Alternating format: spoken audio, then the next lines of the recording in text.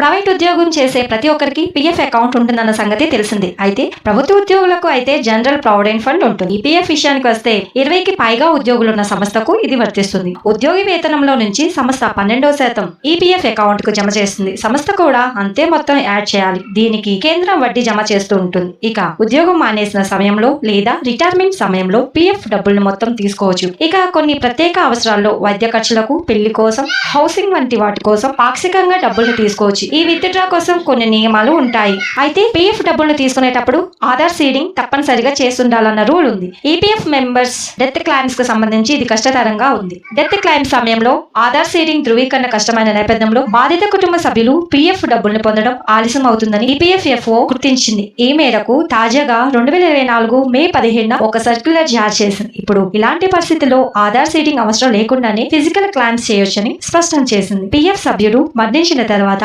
Aadhaar వివరాల్ని update చేయడం లేదా సరిదిద్దడం సాధ్యం కాదని ఈపీఎఫ్ఓ గుర్తించింది. ప్రస్తుతం ఫీల్డ్ ఆఫీసులకు ఇదే సవాల్ను విసురుతున్న నేపథ్యంలో తాజా ఆదేశాలను జారీ చేసింది. దీంతో ఇకపై డెత్ క్లైమ్స్ కు సంబంధించి పీఎఫ్ డబ్బులు త్వరగా అందనున్నాయి.